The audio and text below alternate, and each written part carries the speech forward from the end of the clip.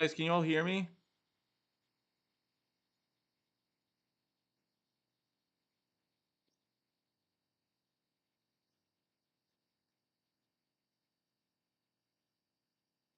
Testing, testing. Mic check, one, two.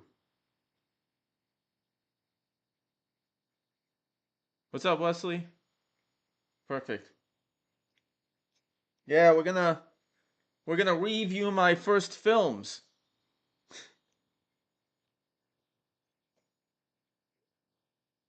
So I kind of knew I was coming up on the first full year since I did my first video, and it happened to be I think the 27th of last year. Uh, my pace is definitely slower than I anticipated. I'll talk about that. I'll happily criticize that. Um, but yeah, I was planning on doing this type of video for a while. I was even maybe thinking of doing an edited video, or should I do like a live stream commentary? Because there are things like I made a lot of decisions when editing these videos. I learned a lot of things. There are things I watch that I hate now that just be fun to talk about. And so I've been thinking of it doing it for a while. And then when I looked at the date and I was like, oh, you know what? I did my first review on the 27th of January. I figured, all right, well, let's roll with it. What's up, Andrew? So I did my first review on the 27th of January. Uh, so now this Saturday would be a few days after that full year. Um, and yeah, I was watching some of my videos back, and there's a lot that I hate, which is a good thing. You want that. I always kind of like would watch other people talk about how much they hate their old stuff from a year ago, and sometimes I'd be like, well, I don't notice the difference, but like now that and you know, it makes sense. Obviously, like when you improve, if I improved in my craft, you start to notice things, and there are things I do differently. And then there, yeah. So I thought it'd be fun to kind of watch these with you guys, go through it, um, point out the things I liked, the things I didn't like, maybe some of the decisions I made and why I made those decisions. If that happens to be interesting.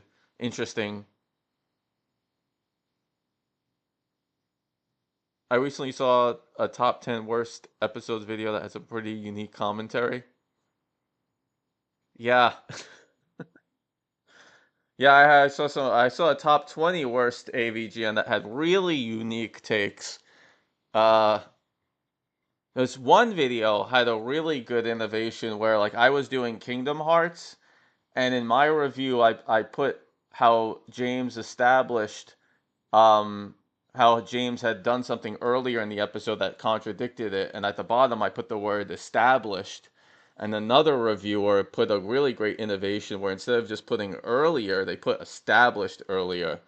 And that was a great innovation and a great new spin on ranking AVGN. Um, some people may understand the sarcasm in my mouth and what I'm referring to. Um, but in any event, um, yeah, yeah, yeah, that was quite the commentary. That was that was quite the commentary, that video. Uh, it just so happened that both videos I did a montage of what make you know, of James talking about the game not representing the movie in Hudson Hawk, and the same that same person happened to do the same thing. Uh, yeah. Well, how's it going, new house? But yeah. Without further ado, yeah, we might talk about that. We might talk about that. It's I'm sure that here's what I'll say. If said person shows up here, as said person is wont to do, I will definitely be asking questions about how said person arrived at their material. What's going on, Vinny? So yeah, let's jump to it. I'm gonna like I said, I think to a degree all my videos suck. I think to a degree they all kind of suck. And yeah, let's just I'll start watching. I'll start watching, and I'll let the critique begin. And I'll be fair to myself too. I'll share what I think went well, what didn't go so well. And as usual, if the audio sucks, let me know.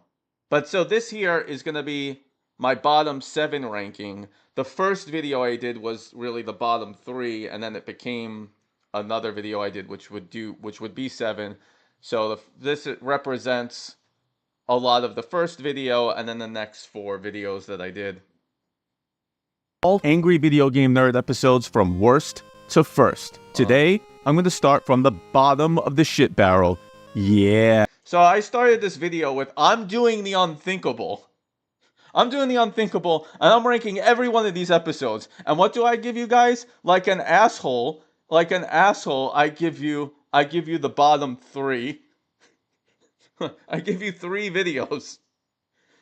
And then I don't even do what I say what I was going to do, which was then I was going to do a full F tier. No, I just start doing one at a time. And there was a reason for that. What's up, Free Nintendo? How you doing, man?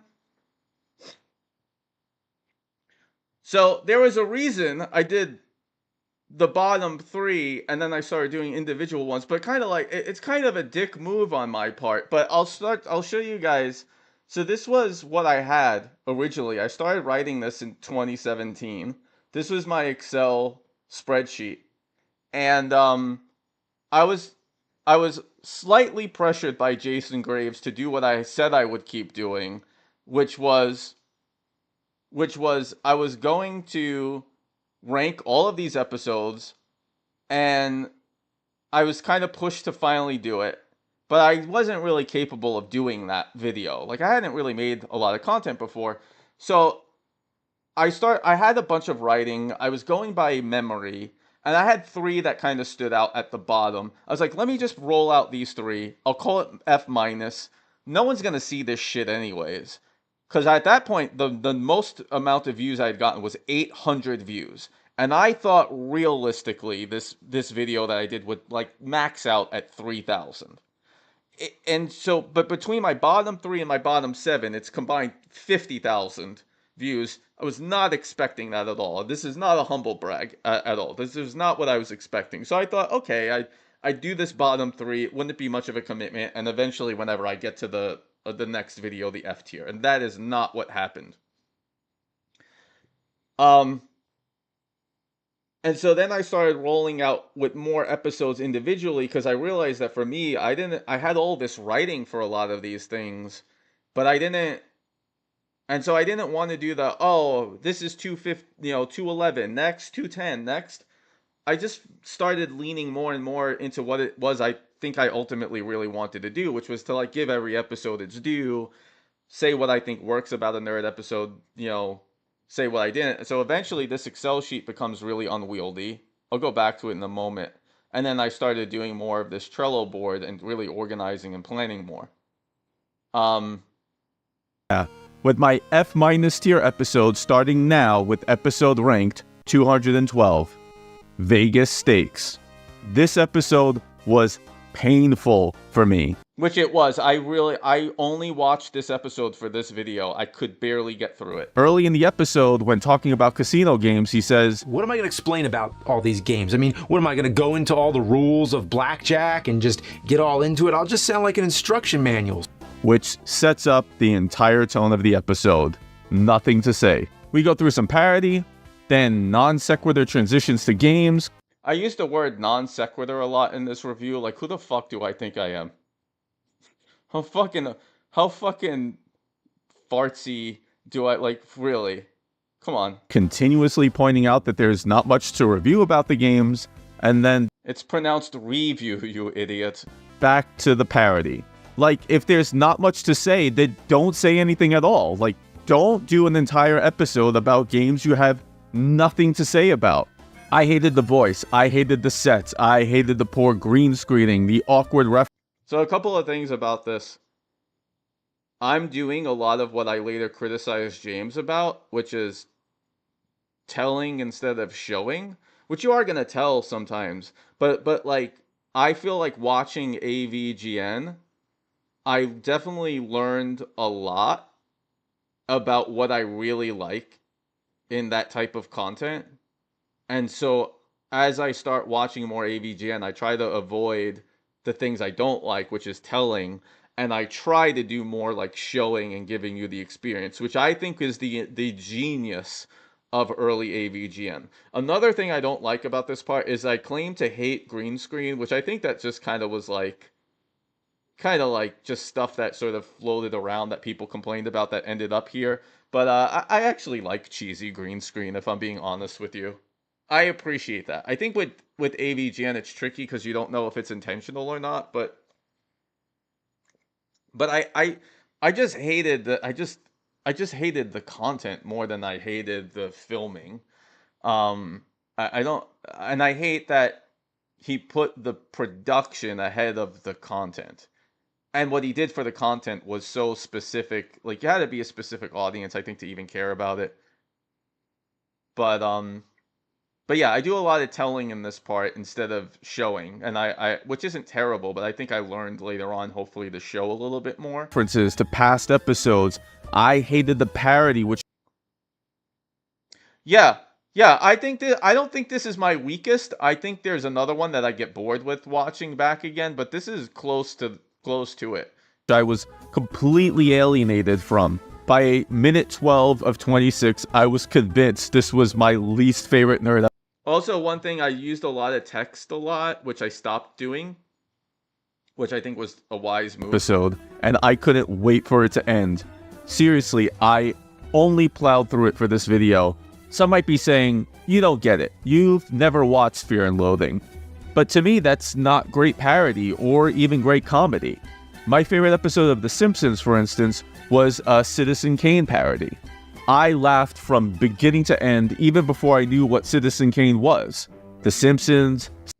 Like, I'm bored. I feel like even if I watch something 100 times, if I'm bored watching my own stuff back, it must be boring for others. And I'm bored. I'm bored watching this right now. I'm just talking. South Park, like, shut and up. Other great comedies parodied. Oh, yeah, okay. Who the fuck cares? All right, I got it. It's The Simpsons. Oh, I'm such an art critic. Stuff all the time, but didn't What's up, Zach? alienate What's up, their Frankie? fans. Knowing the source material may have helped, but it wasn't a requirement. Here's the other thing. A lot of people don't look on the screen either, so I learned that. And so, like, putting text on the screen, like, okay. If this was your thing, more. Yeah, well, the thing about the Johnny Depp impersonation, I didn't realize it. Second, I found it really off-putting. Like, really, I was like, it was actually hurting my brain. Power to you, but I think a lot more fans might agree with me on this one. 211, chronologically confused about Kingdom Hearts. I think I do a solid job with this video, like really sussing out what the key problem with this episode was. So it's like so clearly fraudulent. Right off the bat, the nerd says something most fans already knew. Now, I'll admit, I haven't played any of the games so far. Right. I haven't played any of the games so far. Now let me tell you all about this IP that I know nothing about. Grifting for views here was palpable in this episode. On top of it all, it was supposed to be a chronologically confused episode, and yet he goes into an entire history of the games and their stories. But one night, the islands are attacked by evil monsters called the Heartless. Which confuses me, because he started the episode with how he never played the games before, and then jumps into details with plot points about the games. He then even complains about issues with continuity. Again, for a game that he, James, the nerd, whoever, never played before. So, who exactly played these games? Kieran? Does Kieran exist in this universe? My first episodes, I make this type of joke about Kieran a lot, and then after a while I realized I made it too many times, and it was kind of time to stop. And it, again, it plays on the idea that, okay, Screenwave is writing these episodes and whatever, which I don't want to go to that well too often. I do like to review the episodes on on their own themselves. But, like I stopped making Kieran references, I think after, like, my 7th or 8th review or something. I'm fine with there being writers for the nerd, but there still needs to be some continuity. Like, if the nerd character says, I didn't play the games, then it makes no sense for him to go into great detail about the games themselves. If you think you can play just the main 3 games and know what's up, then, oh, think again. He even starts getting annoyed about plot points, stating, well, that's all well and good, but how about explain all that shit? Explain what shit? You've never seen it. These new characters are never mentioned anywhere in the first game, but all of a sudden they're the main characters? I haven't played. Yeah, so like Free Nintendo, when I saw your video, I saw you, like you had done something like this also where you cut to this moment and you added this innovation, because I put earlier, and I'm curious about your innovation where you, instead of just putting earlier, you really drove the point home by adding established earlier.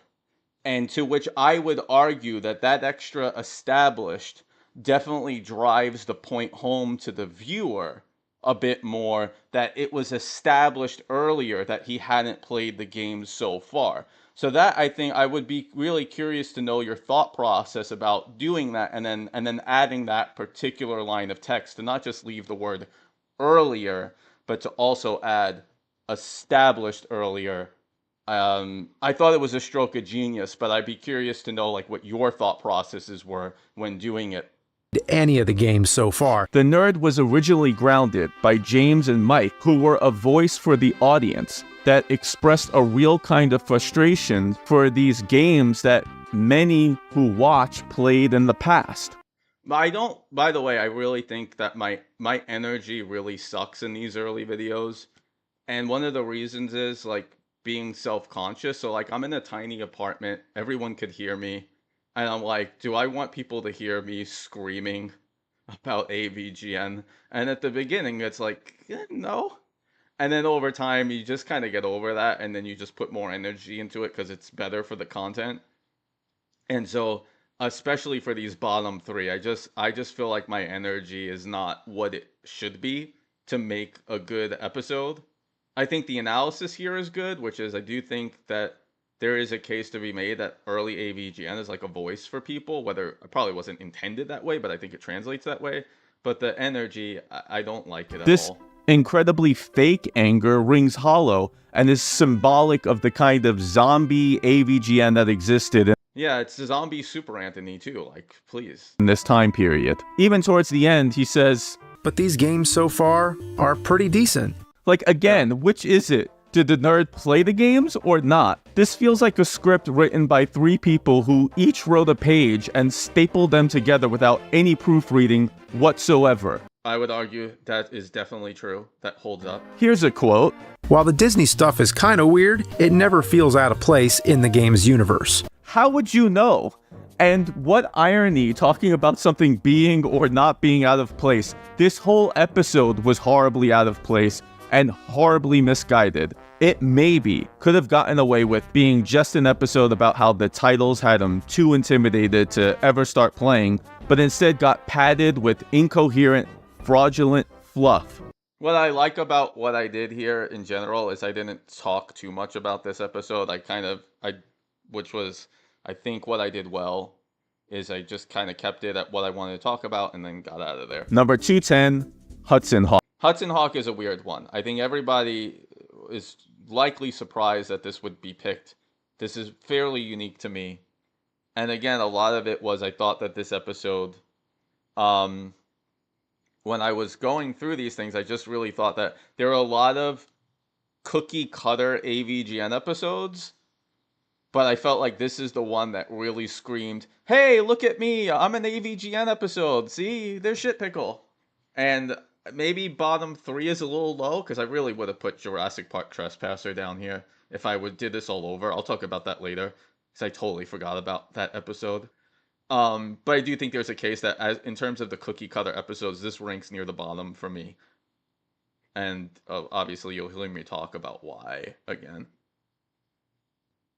The crime of the Hudson Hawk episode is trying to use old material that makes little sense given the game. And great minds think alike, because a lot of the points I make here, Free Nintendo 21 also generally has the same thesis. Spends much of the episode making typical nerd jokes about how the game doesn't tie in with the movie. The movie made more references to Nintendo. Yeah, so same thing. So I do this montage about how, he keeps referencing the game doesn't reference the movie. The game doesn't reference the movie, which I think works for like Ghostbusters, when he originally did it, because I think kids really cared about that shit. The point I made here, did kids really care that much about whether Hudson Hawk mapped well to the movie? So I do this montage. Arguably, the montage goes on maybe a little bit long. But maybe not, because I saw Free Nintendo 21 do the exact same thing. He also does a montage about the games, not tying with the movie, and keeps clipping to that. So again, great minds think alike. So Then yeah. Nintendo actually made references I don't do the drinking trope, though. to the movie. The problem is the joke doesn't really land because it's about a movie The montage part, I guess, is coming that up. no one ever watched or a game. People complained to me. They were all like, even my brother's like, I watched Hudson Hawk. I'm like, okay. I said, nobody ever watched Hudson Hawk. And then everyone's like, well, I watched Hudson Hawk. Everyone who watched it, okay, yeah, it's not literal. I get it. Somebody watched Hudson Hawk.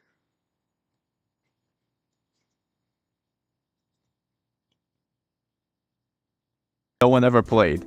And he never shuts up about whether this is in the Yeah, Kieran seems to be doing all right. Yeah, I honestly really don't have any problem with Screenwave, and I really think any of the problems that were quote unquote Screenwave was really the man behind, behind Screenwave. movie or not. James. We are heading deep into the territory of remember that from the movie? In the movie, he does throw a baseball. In like one scene, next, we're on top of the Vatican, which actually One of the things that's tough when doing this is like I want to drive the point home that he makes this point over and over and over again. But then it's like, did I drag it out long enough to make that point? But is it too long that it gets boring? And that's something I still struggle with when deciding like how long I want something like this to go. Yeah, that was really innovative. Free Nintendo 21. happens in the movie. Man, there's a lot of electricity in this game. In the movie, I can only think of one instance where he gets zapped. By the end of the stage, it does follow the movie closely. Are there any sloths in the movie? Same thing. I just found something about the sloth thing funny.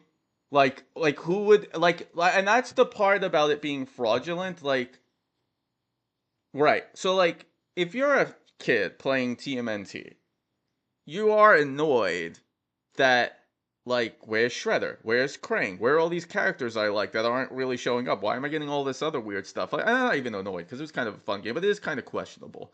But if you're playing Hudson Hawk, nobody's like, oh, where are these sloths? So I like to point this out here, and I drive it home later. Of course, Free Nintendo 21 also drives home the sloth thing in particular. I noticed again. Great minds think alike, I guess. I don't think so. In the movie, it's what they call Da Vinci's helicopter, but the game just says fuck it and makes it the mirrored crystal. Up till this point, it sort of followed the movie, but now they just gave up. Are there dogs in the movie? Well, I have no clue. No one does. I don't know anyone who watched this movie. Again, yeah, okay, I know. Apparently, I know like 10 people who watched this movie. I'm the one who doesn't know what the hell's going on in the world.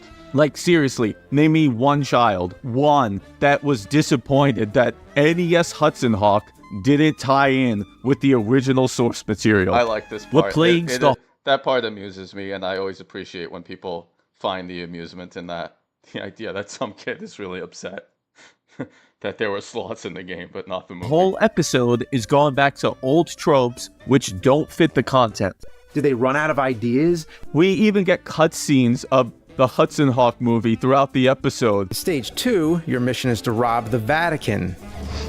Robbing a freaking Vatican. As if it's gonna elicit the same kind of nostalgia from the Back to the Future episode. Holy shit! And out of nowhere, Shit Pickle just shows up. Yeah, it's the same thing. I find it funny when James treats like his characters as if like he's doing fan service. Like we're all like, oh my god, it's Shit Pickle. Again, this was another point that Free Nintendo 21 drives home in his video as well, which is, I'm sure, is by complete coincidence. We're just that simpatico. But I just always find it funny, like he does this cookie cutter episode, and it's just like, all right, well, just put shit pickle in there, and people are gonna be like, yeah, this is AVGN that I know, and it just feels hollow and flat. How'd this shit get on your head? It's not even the worst thing, but in the context of how cookie cutter this episode felt, like he was just like he followed the recipe, and then like it's like Mad Libs where you just fit stuff in. Yeah, my beloved characters. And he did the same thing recently with Glitch Gremlin, which yeah, I do like, and I'm glad he brought him back. But like, I mean, really, shit pickle, and that's why I make the line later, like this, it's shit pickle. It's not Luke Skywalker where he's just gonna show up and we're all gonna be like, oh my god, I can't believe it. Like, oh, he brought him back. Like we're all waiting here for shit pickle to come back. Like it was a stupid joke. We get it. Shit pickle, shit pickle. Exactly, Eric. Pickle, pickle, pickle, pickle, pickle, shit pickle, shit pickle, shit pickle, shit pickle, shit pickle. Then he leaves again. Like, again, is this supposed to get nostalgic fans excited? It's shit pickle, not Luke Skywalker. Heck, maybe a visit from, say, Mike Matei, Bootsy, or Kyle Justin might have been nice. Alright, never mind, those days are long gone. Ultimately, Yeah, seriously, we should petition for Nerdy Turd to return. I think he just appears in the Odyssey episode. there is no point for this episode to exist. 209, Aladdin Deck Enhancer. You guys knew this was coming. First thing I noticed, this Shitty James is 20. I'm proud of myself. I'll pat myself on the back for coming up with Shitty James. I think that was. I'm proud of myself for that. I'm sure I'll be doing episodes where I walk around like, if I see one more Shitty James. So I think I like that. I probably breezed through some of those comments in a weird, quick way, but whatever. 21 minutes long. Would an episode about an NES add-on be worth this much time? But so again, I had made my bottom three. Am I sure I came up? No, I'm actually Free Nintendo 21 probably came up with Shitty James, and I just stole it from him. Maybe someone else came up with Shitty James. But so I done my bottom three, which I had originally called F- tier, and it got 20,000 views in the first couple of weeks. It's now at 30, and like I said before, I was at like my highest viewed video was 800 at the time, and so I was not expecting for it to get that much, and I'm like thinking, well, what do I do? And so my strategy, and I think ends up being the right one. I think my strategy. What's up, Jason? I think my strategy ends up being the right one, which is like, I think the strategy of doing a lot of smaller episodes made sense for a couple of reasons. It helped me improve at the craft, I think, over time. And again, it just turned out I had a lot that I wanted to say, and it turned out like I just apparently didn't really want to do the here's an hour or 2 hour long, here are the videos, next. And then as I started watching more of the episodes, I realized like at first I was going I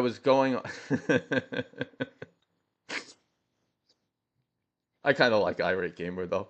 I was going on about such a small scale. What was I saying? I was going by memory. I mean, I'd watched a lot of the episodes again, but I was kind of going by memory. And as I was watching through more episodes again, I was like, wow, this is worse than I remembered. Oh man, this one belongs lower. So, so I started to take a strategy over time. It doesn't quite fully happen here, but it happens in future episodes. Where I'm gonna answer your question slashy in a moment. Where I want to like hit you with something kind of goofy and funny from the beginning and reel you in, and then continue with the review. So that's kind of what this was, where I show him taking a shit at the beginning. But I kind of wish I leaded with that a little bit earlier. Yeah, I mean, with the Aladdin episode, as I watched more, I could definitely make the case for other episodes being lower. Um, yeah, I could.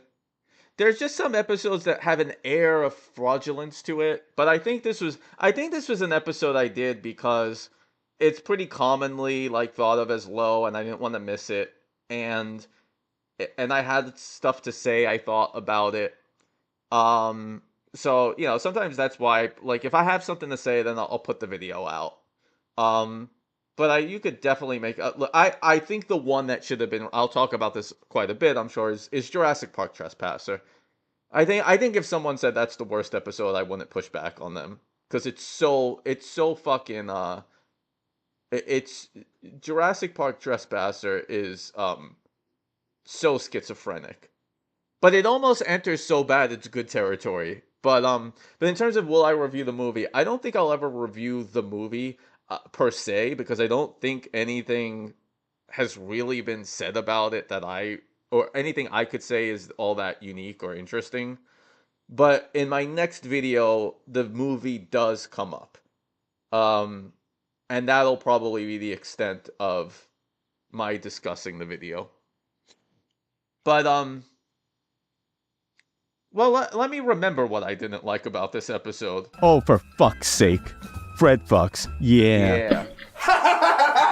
Our favorite Tony sets up the parody. Did somebody? I think part of the problem is I find Tony to be off-putting in this episode. I find the idea of even doing an Aladdin parody really stupid, like just because it's in the name Aladdin. And then the fact that Gaming Historian had done something like this, it just felt like this should have been a Gaming Historian episode, and let's just leave it at that. You say Aladdin? Oh, are these all the games here? Yes, nerd. It's a whole new world of gaming. Oh god, what does this add to the episode?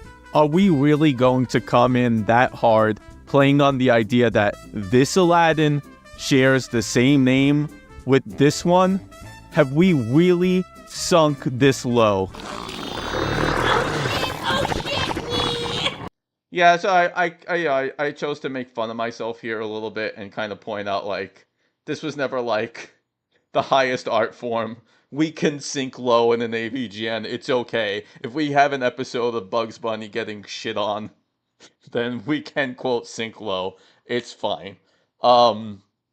People went into my comments and were like, oh my god, like, no, he was doing a parody of the live action Aladdin, not the cartoon. And okay, but I mean, so what? No offense, but like, so what? I mean, we get the point. It's just kind of silly that we're comparing Aladdin Deck Enhancer to Aladdin. I guess you feel like you have to, but like, I don't really see the connecting tissue there. Okay, I guess it was never high art. About 3 minutes in, and I'm expecting to see how the deck enhancer works. Instead, Yeah, that's one of the things I don't like about this episode too, is I feel like this was an interesting device that I would have been interested in learning more about. Does a joke where he buys a Micro Machine game only to get a thermos with wah wah. It's also Aladdin. It activates a genie, which gives us this creepy thing. Since you freed me, I'm gonna grant you some wishes, nerd. Yeah, and again, I'm just talking, and I don't want to do too many episodes where I'm just like blabbing, and so like if I went back to this, I think I'd edit this down more. I think I would like respond like I'm watching it a little bit more. And I noticed here I make a joke about how James's character kind of insults the genie for absolutely no reason at all. It just seems like like he's just kind of being a dick for no reason. I noticed Free Nintendo 21 makes that same point.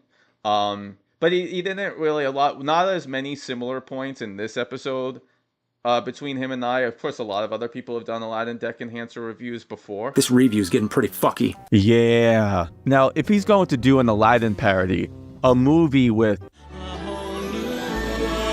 you're flying in an open world magic carpet of Arabian wonder, it doesn't really work with middle-aged men cooped up in a tiny room playing pretend. Or again, I feel like my energy is when your low. writing just sucks. Like, for no reason at all, he tells the genie, Well, then I wish for you to go swimming in a septic tank.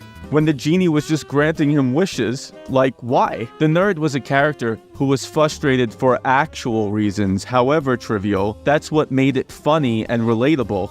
Getting angry at a genie who's done nothing but grant you wishes just makes him a sociopath. I can't relate. I actually was entertained when he got back to some. Yeah, there's this thing that happens. What's up, Dagmus?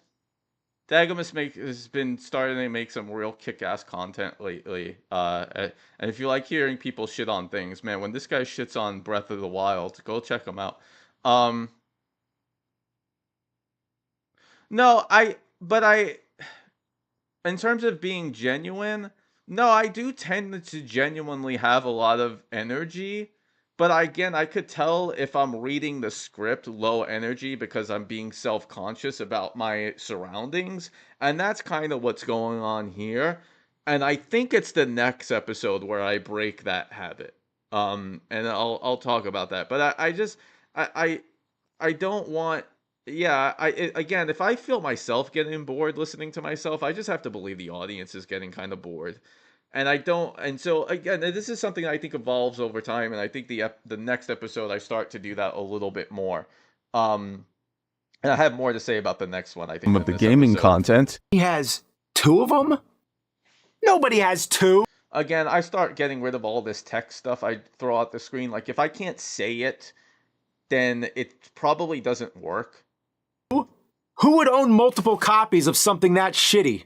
I thought that was funny, but then I get bangers like Pet Fluffle? What's a Fluffle? I'll say it's the fluff that goes into an episode when you pad it with. One thing I noticed, and I'm going to test this theory out, if the music I play in the background is energetic, I think people stay watching the video longer. And so this part of the episode where there's 2 things happening, I think I give energy and the music is energetic, and I think people stay with the video longer just on the nonsense to get your watch time high on YouTube. Somehow, the less he has to say, the longer these episodes are. You know what really gets me? Is that a third-party add-on to enhance NES games like the 32X did. Yeah, I really hate my energy here. I really do. For Genesis, sounds like it has a really interesting back. Like, I should be like, you know what really gets me? Is that a third part, like, that's the type of energy I should give. And it comes natural to me. Like, I know it's not forced. But, like, I was just kind of, like, reading the script and, like, the people around me are going to hear me, like, fucking talking about AVGN. Right? And it wasn't, like, super conscious, but it's, like, there in the back of your brain. So, like, this is, like, you know, when you're reading, like, and I think that's just something, like, everyone has to get over, like, their anxieties of when they're, like, reading scripts. But, like, at this point, I still hadn't, like, and I'm not too self-conscious of a person, I don't think. But at some point, I just had to bust through that and just really not care and just really go for it.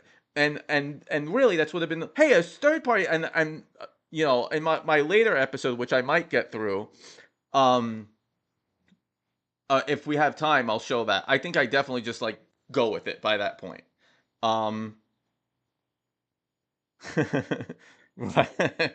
Yes, Andrew. Backstory, and instead of giving us an episode like Sega CD or 32X, he gives us. I think it would have made this video so much better. Tony shitting on the toilet. You would think that all this padding was because there weren't many games or much to say about them. Instead, it was the worst combination. There were a bunch of games with nothing interesting to say about I have nothing interesting to say. them. Move along. After about 15 minutes, we get the punchline of the whole episode provided by the gaming historian. This is all. I think this episode could have been edited down some. I think this is one that could have been edited down. Just marketing hype. The Aladdin Deck Enhancer is no different than a standard Camerica cartridge. But there's no payoff because he gives us zero narrative tension about, say, if in the beginning he purchased the enhancer and then got all excited about it before meeting his disappointment. Instead, he wasted all that writing on completely unrelated crap about nothing. So there's not. Come on. About completely unrelated crap about nothing. It should be about completely unrelated crap about nothing. Right? Like this, right? Fuck! Right? You don't want to be forced like James going, fuck! with the Frankie impersonation. I'm a shitload of fuck. Right? You don't want to get that fake, but like this, like I just like it's not horrible projection, but for what I know I'm capable of, it's kind of like it's a kind of snooze fest. Nothing to fuck about because your character didn't give a shit about the thing in the first place. Sure, it had some solid nerd moments. They went out of business right after it was announced. It was a death sentence. All right, that I find that so funny when that hits his face. And this voice, I ironically love. This is the what's the I want to be sedated with a Game Boy voice, which is ridiculous, but it amuses me. But in the words of the nerd, Does that one make it worth it? No, it doesn't. after 16 minutes, it gets so No, Eric, it's ass. It's ass. somewhat interesting, but he keeps This is too long. referencing the gaming historian. Not even the gaming historian found any clear proof that it ever got. This part, yeah, I do think is ridiculous. Like, you're the fucking angry video game nerd. You practically fucking started this whole genre, and you keep like, not even the gaming historian, not even the gaming historian, not even the gaming historian. Like, is the gaming historian your daddy? Like, what do you, not even the gaming historian. Like, do your own thing. You fucking started this genre. There is no gaming historian without you. Officially released. Which makes me think, should I be watching his episode instead? Probably, as James has a way of slipping. Well, yeah, and honestly, my point isn't to be like, oh my god, I sucked so hard. It's like, okay, what have I learned? What do I do differently? Why did I do things that way to begin with? What changed? And yeah, I think when you... Like, normally, I don't have a problem projecting, but, like, you know, like, what I was getting over was this kind of feeling of, like, you know, I'm in this space where others can hear me, and it's kind of weird. And now it's just like, okay, fine, you're gonna hear me go, Shitty James, and you're just gonna have to think I'm a lunatic. Clues about why these episodes shouldn't exist. I got these people, like, right here going to Harvard University doing real things with their lives, and I'm talking about a fucking game reviewer from 20 fucking years ago. like, really, I do recognize the pathetic nature of what it is that I'm doing.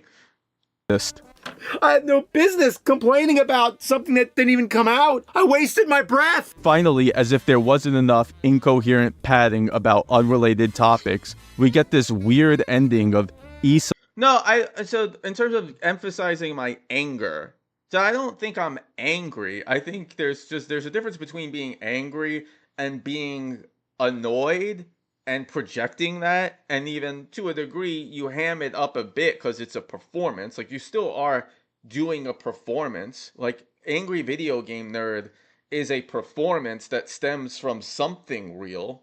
So when it's a performance that stems from nothing real, it becomes completely fake.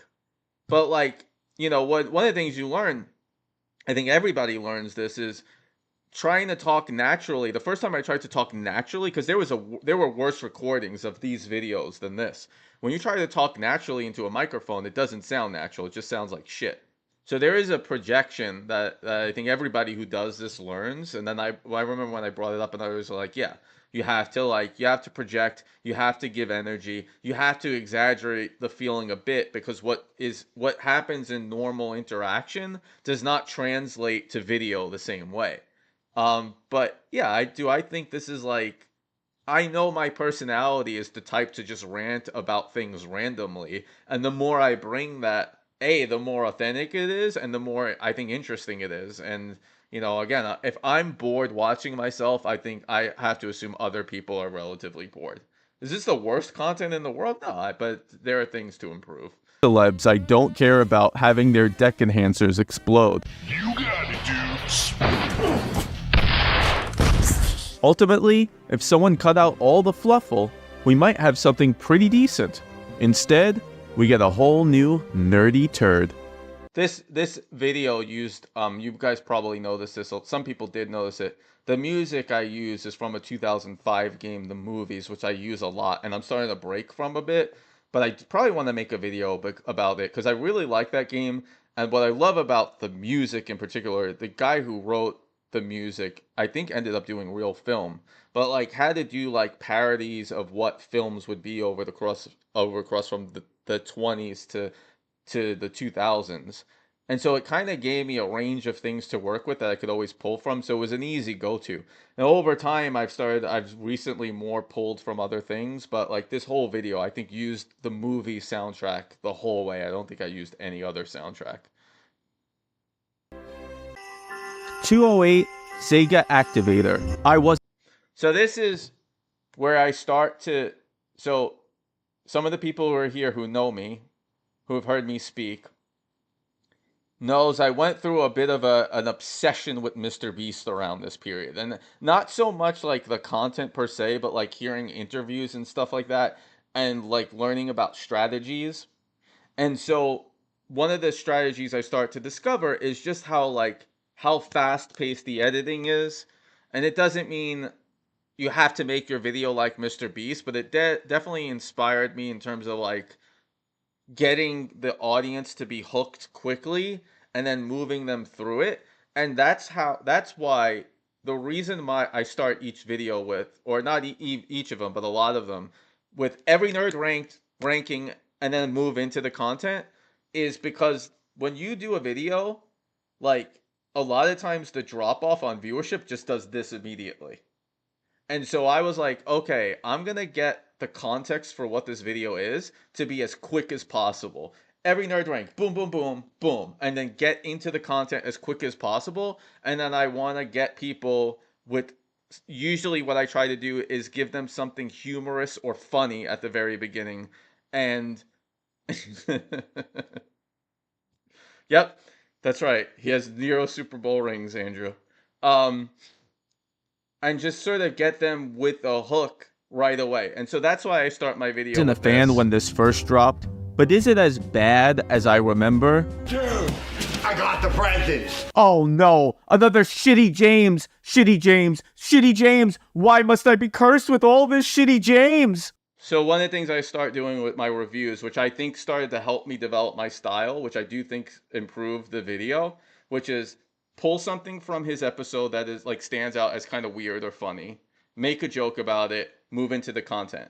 And since I did that, like each video I try to come up with some kind of goal, and this video my goal was to maintain viewer retention, and this was the first video that had 50% viewer retention. Now it is a shorter video, but it did definitely, my content didn't like do this at the beginning. It kind of did a little of that, and then it sort of steadied out. And then that kind of informed me of like, you know, sometimes creating these rules for yourself help develop a style. And I think this helped to develop a style that I liked better, which was like start with something funny, hook people in, move on. And then you could see I also started getting over the energy part where I'm just like, shitty James. What? Yeah, I like the you can't go left as well. I want to make a full video about like that someday. Yeah, the complaints about the complaints being real. Yeah. Yeah, I like 10 years ago I wanted to make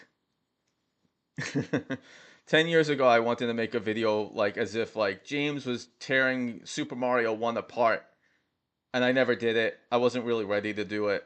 And so I did a little sample of that in my last video. Or not my last, but one of my more recent ones. And people seem to like that part, even just on viewership. That's the part that spikes the most. I was always self-conscious showing my face, and would people like this, or they just want to see nerd stuff. But that, I think I might do the full version of that.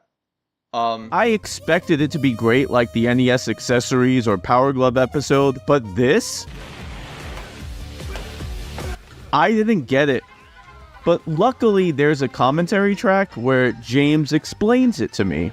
Okay, so this was so if you see here, I don't know if you could see it too well because this is like a blurry screenshot, but I do a writing of this episode and then I do a rewrite. I think this is the rewrite in the center.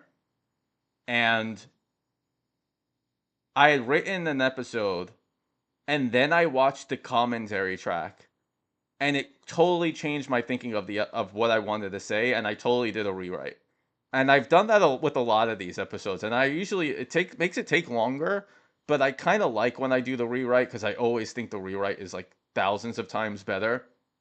And it's fascinating to me because I don't know if Free Nintendo is still around, but you also, if you're here, did commentary track for this episode. So I know what my motivations were in doing the commentary track because I thought it was very interesting to get James's thoughts on this episode, why he did the slapstick, and then talk about why I didn't think he quite went right with the slapstick in this episode. And I'd be interested in Free Nintendo 21's Thomas's motivations for why he used commentary track as well.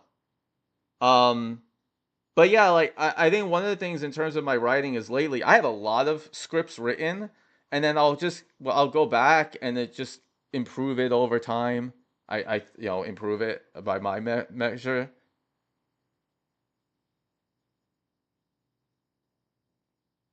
Yeah, killing bad guys. I think that's kind of how James sound. I don't know. My favorite part was I'm like, what kind of game is this? There are the parts I edited out from that, which I liked, but for pacing I edited it out. So I do want to do a full version of that. Reenactment of how two children might play with games. I mean, one of the reasons that episode took so long to make is because I like bought glasses and a shirt and all that. Yeah, no. So Thomas, I would love to know, like, you also use commentary track, this commentary track. So I'm curious about, like, from one creator to another, your thought process that led you to wanting to use the commentary track. Like, my reasoning was he kept talking about slapstick, and I kind of ended up wanting to do an episode where I talk about why his thoughts about using slapstick doesn't quite work. Wait, but then why do I have a character who looks like he belongs on a list? And I don't mean Santa's list. Yeah. Most of the episode revolves around... Yeah, I mean, that's another problem. Like, what's his name? Keith? He looks unappealing in this. And maybe he always does, but it's, as people have pointed out to me with horse prints so many times, there's a difference between, like, being, like, awkward or whatnot for in relation to the character and just slapstick. being off-putting. Like, this part is funny.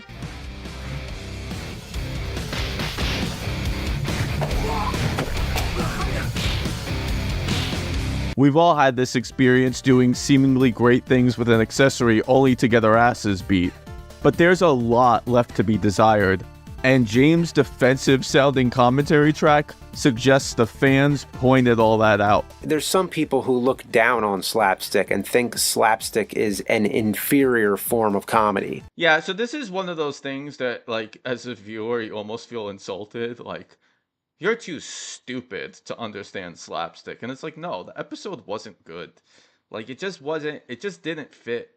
Now, ironically, I'd rather him do episodes like this because I do think he actually cared about this one. But, you can watch a Charlie right, that's right, Nathan Chaplin film from the 20s and it doesn't... Yeah, and he points out Charlie Chaplin, and that just sort of got under my skin because I'm not the biggest Charlie Chaplin fan, but I'm a big enough fan, and I'm just like, yo, Charlie Chaplin, this ain't. And there are reasons for it. And so I was happy to have an excuse to talk about Charlie Chaplin because I really do like Charlie Chaplin. And it's nice to be able to talk about someone that people kind of forget about. And what I'm going to cut to is like one of my favorite scenes in anything ever. Suffer any time gap. James, I love you, but we can't compare this to one of the greatest performers of all time. Here's some brilliant Charlie Chaplin. Why does it work? Narrative tension. There's something at stake for Chaplin's tramp character. Yeah, and that's something I think James misses sometimes. It's like, the stakes don't always have to be high, but if you have a little bit of something at stake, there's a reason to keep, like, pulling forward. We're invested in the outcome. Like, there's a hilarious payoff. That is a real line. When he tries to escape a lion only to find a tiger, or when he can't get rid of a baby that's not his, or when he needs to perform these gags to avoid the cops. Most of this slapstick is just guys hitting each other. Yeah, I mean, it's like, I'm someone disagree with me if they want. This is stupid. Why is he hitting himself in the head? There's no reason. That's not funny. It's not funny to just hit yourself for no reason. Or maybe that, like, I wasn't a big Three Stooges guy, so maybe that's what Three Stooges is. I don't think that's the case. By the way, Three Stooges, it was wrong back then, and it's wrong now. just to be clear. But and it depends. Like if you're like Michael Richards and you're like giddy up, like there's something kind of funny about the physical humor, but he's not a physical comedian for one. And there's just like, what's the joke? What's the why did you hit yourself in the face? Like tell me what the punchline is here. Like the punchline in the Chaplin thing is, oh my god, I'm stuck here with the line. How do I get out? And then when I think I've escaped, now there's something even worse. I'm torn between different things here. But why did you? I don't get it. And then enjoying it, and then he smirks as if he likes the pain. I'm more grossed out by that than amused by it. As if he likes the pain. Glory holes. James, again, I love you, but what the fuck are you talking about? When did I start watching nerd episodes to enjoy creepy-looking men getting bizarre satisfaction from physical pain? It's not relatable. See, as with Chaplin, great AVGN has narrative tension at its heart, like the older accessories episodes, where we learn how these accessories are meant to enhance the player's experience. Yes, he did. Get a opponent. Rock back and forth, which controls the D-pad. But feel the huge letdown delivered through the nerd's frustration. This thing is the biggest shit biscuit I've ever seen. Adventure Island keeps walking right, Excite Bike keeps going down. It's another hunk of plastic! See, it's clear why you should care. But here in this episode, like when the activator keeps pausing, but the characters just move on without any frustration. It's weird. Yeah, that's another thing. That was a missed opportunity. Right? Like, you'd be really annoyed if you did that. And instead, they act like these weird drones. Like what? Excuse me. I'm choking on the tea leaf. But like that was like the core of these episodes. Like if an accessory doesn't work and you're excited about it, you're frustrated by this cheesy accessory not working. So like, what the hell is this? Like, it's a real missed opportunity. So it's like, it doesn't have to be exactly the same as the predecessors, but you could have like, I think some of the parts that he tried to get across as like friends like accidentally hitting each other and stuff like that. Okay, I get that. But what is this? It's not human. It's not AVGN. And Actually, I'm not being a little harsh. I was being quite fair. know this is in the review of a commentary track, but he says some dubious things here. Also, Again, my energy kind of sucks at parts. I really love these overhead shots. Of what, your 3x4 room? I'll be right back. I don't know why that's so funny. Nobody knows why you think that's so funny. I use that kind of joke a lot. But the reason this episode ranks so low is because those really... Alright, let's be real here. I get a little overly sappy at this part. This is a prelude of something I forget from. I remember hearing this song, thinking about this song and having to find where in Ocarina of Time this was from. But this is a little sappy of me. Like, I'm getting a little too overly sentimental about AVGN. Tuned to AVGN noticed something off with this episode, and it's clearly expressed in the commentary. My true intention is creating original content rather than just critiquing pre-existing content. I would feel no satisfaction if every single video was just me sitting on the couch talking about a game. Otherwise, it's just a job. That would get But this part is very telling. Like, this is very telling. Like, we all know at this point it is just a job. And I do feel for him. But I do get a little sappy here. Boring. At least... Well, I fade to black and white. Like, I do that again in my other recent episode. Like, sometimes you try to wrap it up and put a bow on something. But, like, come on, Auntie. Like, get over your fucking self here. Like, really. It's angry video game nerd. It's not, like... This isn't fucking Dostoevsky. Like, I would get bored, and if I get bored, you'd notice. The videos would suffer. And I would suffer. And do you want me to suffer? I just feel bad for James. Oh, I'd even put the somber AVGN instrumental music on it. Like, fucking, you're laying it on thick. James when he says that. See, episodes like this and Vegas Stakes, I wanted to love. I'd want for James to be able to experiment and This was Kyle Justin's last involvement? For it to work brilliantly. But sometimes the thing that made him the most famous isn't the right vehicle for the things he wants. I think that's a really good point I make. James, I think, has been trying to do what South Park has done successfully, which is Trey and Matt figured, hey, we could say whatever we want and use South Park as a vehicle, and whatever art we want, we could use that as a vehicle. And I think James is trying to do that with AVGN, but AVGN is not the vehicle for doing anything. It's like a vehicle usually for doing certain things, but like there is a point where the like a Fear and Loathing parody probably doesn't belong in an AVGN episode, even if some people liked it. Like that belongs, I think, in something else, especially the way he did it. Because the problem is that you're kind of forced to doing a review. I think the last Glitch Gremlin episode would have been so much better if it wasn't in AVGN. He tried to cut that shit out. There's just no reason for him to review 88 Spider-Man suits. And I think that's one of the problems he's run into, is that his most successful thing actually can't be a vehicle for whatever he wants to do.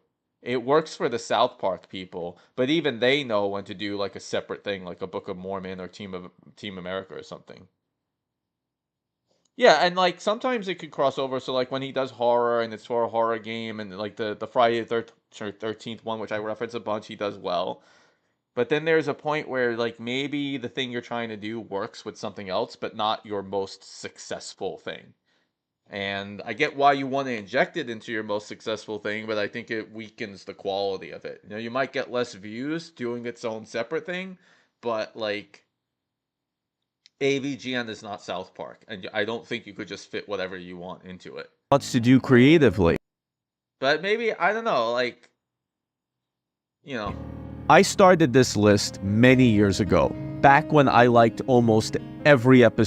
Which is true, I did. I started this in 2017. I thought I was going to do a review of like my top 100 or so episodes, which I liked all of them. And that's what I intended on doing. I didn't intend on doing Shitty James. That was not my intent. It's just kind of what this has become, because like after C-Man, I think that just does this. And even before it a little bit. I stopped around the time this came out. It was a turning point episode for me. And I didn't want to rank some of the later episodes that I really didn't like. Years later, my thinking evolved a bit. And I really evolved. Oh, I evolved so much. I'm such an evolved person because of my evolving over the angry video game nerd. Look at how much I matured. Let me signal that out to the whole world. I've evolved so much. I'm such an evolved man. The fuck out of here, Anthony. The fucking hey, man. Yeah, Polybius I came around to a bit. I watched it recently.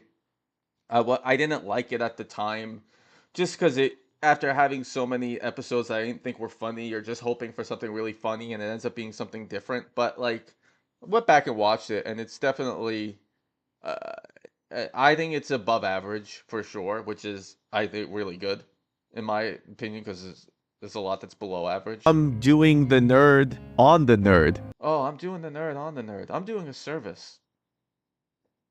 This is my homage to James Rolfe. Which is true. Like, to a degree it is. Which is why sometimes when people are critical, everyone's welcome to be critical, but I do find that people don't always realize that I am kind of like doing a little bit of my own spin of a James Rolfe parody a little bit. As kind of an homage, while also examining. If he gives us Snicks, it'll be the return of me. Why I think an episode works great and why I think it doesn't. Thank you for taking the ride with me. Thank you for taking the ride with me. Fucking idiot. laid it on a little thick there, Anthony. Shut the fuck up. 207. Okay, alright. Oh. This might always be my favorite episode that I did, because when I was watching this at like 2 in the fucking morning, I remembered every part of this episode individually. I didn't remember it was in a complete package. And when I watched it, I was just in stunned amazement, and I kept thinking, is there going to be more nonsense? And there kept being more. And then I started chatting about it in the Red Cow Discord, and like other people were like, they kind of had a similar reaction, like, yeah, I didn't quite remember this. I'm just stunned. So I feel like this was always like my unique review. And you could see here, I start out again with with kind of starting out with something I think was really weird. Then I give context, and then I go back to this part. And so again, my thought process was, let me capture them with something that's like, what the fuck is this? And then move into some context, and then go back to this part of the episode. So I know that was my motivation. And incidentally, Free Nintendo 21 does the exact same thing. He starts with this part, goes into context, and then goes back to this part again. And so those were interesting that he made very similar editing choices. And again, I'd be really curious to know what led him down to the same types of editing choices that I happen to incidentally make. But here, what I wanted to do, I wanted to start out right away. And this is where I think I start to develop a little bit more of a style where I want to show and not tell. And even though I'm just reacting like, huh, what the fuck? But it's still more reacting to something that I thought was bizarre. What the?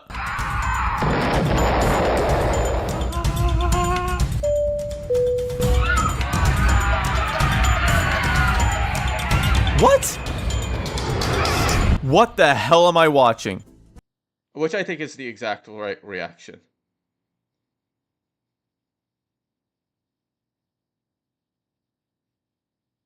Normally I'd open with... Yeah, I think this is where I kind of start to come into my own a little bit about, like, at least what I like. And I think this is... The audio kind of sucks in this one at points. And I had to up my game with that. But I think this was, like, for one of my longer episodes, this was paced the way I wanted it. I tell a story in the way I wanted it.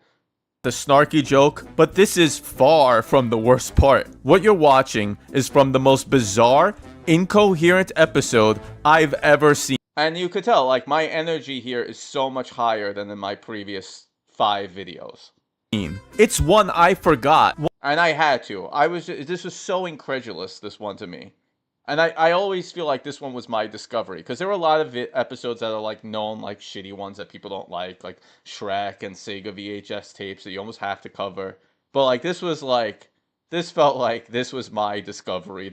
This was my gift to the world in Shitty James. And really, like, pulling this out. One I think we all forgot, so bad we suffered from psychological repression. And it's one of the unholiest nerdy turds I've unearthed. I'm sorry for digging out this fossilized feces. This is Jurassic Park Trespasser. Yeah, and this is like they had just like 20 different scripts, and they just had to like fucking staple that shit together. In my original version of this video, I spelled Jurassic Park Trespasser wrong. So I'm gonna say the magic words. How bad could this be? Yeah, now... Yeah, so same thing. Free Nintendo 21 also just jumps right into this part. Good choice. That's what I'm talking about. Look at that arm flopping all over. He also, just like me, makes a lot of reference to big rigs. And so my point here is that, like, this episode, was this going to be like a glitchy sort of let's make fun of big rigs episodes, and we go through the feeling big rigs, and we don't really quite do the that place. here. Bad frame rate, background glitching. I feel at home already. Oh, fun. We're going to get an episode like Big Rigs. Wait a minute. What's this? Plane ticket? Huh. The tropics. Yeah, you know what? I could use a vacation. Screw this game. Okay, maybe not. So I think, again, one of the things I start to do more. No, he was inspired. Oh, then he was inspired. Anyways, when I went through this, you could see something I think different in my style, which I hope I maintain, which is, instead of like telling you all these details, here's what I think. Now I cut to James more. I feel like I'm puffing myself up a bit. Like, who fuck cares? Like, these videos aren't that great. But just to kind of share what my thought processes are, I think what I like that I start to develop here is I watch and then I react to it rather than just like telling you blah blah blah what I think, which is what I do with Vegas Stakes. Vegas Stakes is me talking at you. I think this is me more reacting. And I learned that from watching AVGN. As I watch like the ones I don't like and the ones I do like, that's a style I learned from him that I try to mimic. So like a lot of people, all my content creation I owe to this guy, or at least a substantial portion of it. So a Jurassic Park parody.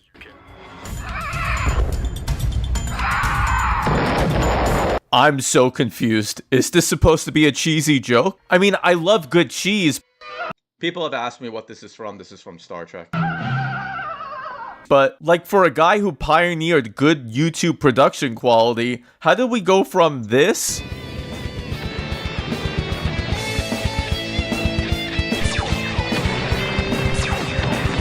to this? It's a dinosaur. Look how old that computer is. It's a dinosaur. Now, remember this? I mean, I'd rather eat snot and diarrhea vomited out of a buffalo's dick, and if you thought I was serious about this game, you're absolutely right, because I was just kidding. See how there's at least some threatening quality? It's a skit with some reason to care. The whole story, we're feeling the Again, like, my energy here is so much higher in those previous tension of him being forced to play this. Because at that point I said, fuck you, Harvard graduates. I'm talking about fucking angry video game nerd over here. This is important. Game during the imminent threat. It makes the comedy work. This just gives us random scenes thrown together with awful costumes and no character. So can someone tell me what was the idea? I'm guessing the idea of these costumes is that it was a joke. But then it just like takes away like he films the whole thing in this one fucking spot mostly. Building at all. I feel like people told me this wasn't even him. Was this even James? He remains in this one spot the entire episode, barely seeming to care, except playing the game for no reason, but gives us a history lesson while he's at it. Judging by this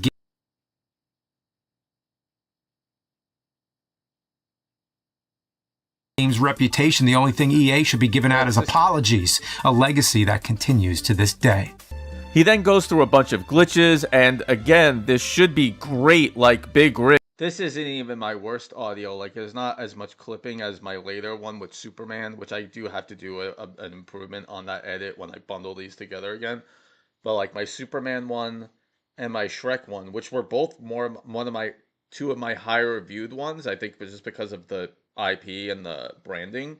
But like the clipping in that, which I didn't even know what clipping was until someone said that, this audio sucks. And then I think I upped my game a bit with that. I wanted to take my time with improving that. And a lot of that wasn't even just the microphone itself, but even just doing the post production on that and just going into Premiere and fixing that shit up. All the material is there, but then you see the fatal flaw of this one has some pops, but not as much clipping. I don't. Modern AVGN telling instead. Yeah, I do want to get a Shure microphone. Now, do I absolutely need it? Not necessarily. This is like a Hypercast thing that a lot of people have used, which is good. It's fine. The microphone's not the problem on its own, I don't think. I'm not using a pop filter, though there is supposedly one built in. And again, I recorded at too high of a level. I didn't know what those red bars meant. I didn't know that red meant bad. Like how bad it meant. So, and that's one of the reasons why I think that what my strategy was, a lot of people were like, what the fuck are you doing? Why are you doing one video at a time? I still think was the right strategy because like, with each video, I feel like I learned something. What could I improve in my writing? What could I improve in my performing? What could I improve in my editing? How, if I want to improve in retention in one video, how would I improve it? If I want to improve click-through rate, how would I improve it? If I want to improve my thumbnail, how would I improve it? If I want to improve my audio, how would I improve it? So I try to pick at least one or two things that I improve with each one, and then just plow forward. Because if you try to do everything perfect, you're just going to be paralyzed and never put out anything. So one of the things I did to finally make content was to accept sucking. My brother has this problem where he's always afraid to put his stuff on YouTube. He has a great TikTok channel, but he wouldn't put his stuff on YouTube for like years because it's always like, oh, what will people think? Oh my God, oh this, I'm overweight. I don't know what I'm doing. Like, and it's just like, you'll just paralyze yourself. So it's just like, I'm just like, these are gonna suck, and that's fine. And then your standards start to change a little bit. So like at first it's just like, I'm not gonna have more than 3 layers on my timeline, and I'm just like gonna get through this. And then over time, you want to get better. The thumbnail thing, like thumbnails at first are like, this is a chore that I don't want to do it, and I just want to put out the video. And now thumbnails for me are like part of the art. Like, it's actually a fun thing to do and think about it and the packaging. And so I make that part of like the whole thing and not just like an afterthought. And like, those are things I think you get over time. Yeah, just make it. Just fucking accept sucking. I mean, again, I think a lot of this sucks, and it was my most viewed video. And it doesn't mean that's always going to be the case. But, you know, I think it's just like, you just accept that, like, you know, okay, what could I improve? And so I think this is some of my best writing of any of my videos. And I think this one will be one of, if not my favorite, of my AV Gen rankings for a while. But the audio could have been better. Of showing. Like, here's Big Rigs. No. That didn't happen. Oh, there it is! It's like he's going through the experience with you. It's almost second person. He's playing the game and taking you on a... It's almost second person. It's fucking annoying to hear that. But I didn't even notice it until someone pointed it out, and now I can't not hear it. Ride with him. Then there's this. And the background's still glitching. And it's not the worst, but it's still pretty buggy. The environments are meant to be immersive with plenty of things you can interact with. It hardly works. You're not going through the experience, you're being talked to. It's a fundamentally huge shift.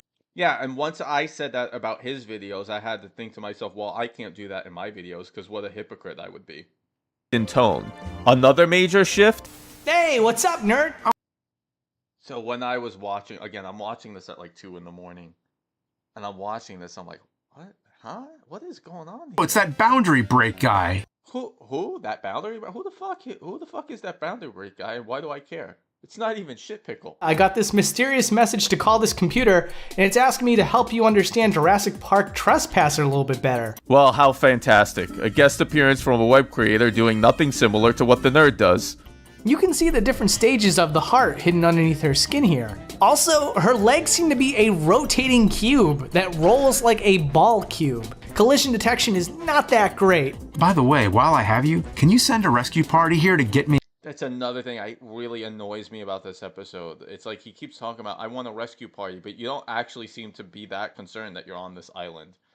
Which again, like that's really shit writing. Off this island? Oh, you're trying to leave the island? Wouldn't know it from the... Yeah, this was like tough because I wanted to show like different footage, and I kept having to show this footage because this is all you see of this fucking island. So I just slapped some text on there, which again, like later on, I've noticed less text in my videos, which I think is the right move. Like if I have to tell it to you through text, it probably wasn't. It's probably a failing on my part. Episode, and it just goes on and on with boring explanations. Every time you start a new level, you lose your weapons. Sometimes you can pick... One of the things I'm cognizant of is like, if I tell you something is boring, do I really want to show you that boring thing? Because then are you going to get bored by the thing that I'm saying is boring? So, like, I try to keep that to a minimum, I think. Pick up new ones quickly, but they're weaker than the ones you had before. Even when other dinosaurs do show up, most of them mind their own business. I know what you're thinking. Do they have a T-Rex? No, I'm thinking. I love when he says, I know what you're thinking, and it's not what I'm thinking at all. When is this shit explainer video going to end? These levels are gigantic, by the way. Nothing interesting except for maybe this piss pond. Oh, another classic modern AVGN trope. James is telling us there's nothing interesting, and yet we're not even halfway through a 24-minute episode. I mean, really, how many of these episodes am I going to watch where he says there isn't much to say in the script that he wrote? Yeah, haha, it's probably Kieran who wrote that. Yeah, I get it. I'm not even sure if it is. So I stopped going to that well, I think. Like, pretty soon. Oh, there I probably throw in a couple more Kierans and then move. are some Easter eggs you can find, but it's not worth the time. No shit, James. 12 and a half minutes in, I'm watching James continue running through this boring explanation, hoping that that's all there is so I could wrap this up. But then... Alright, let me check on the kitchen. I couldn't believe this.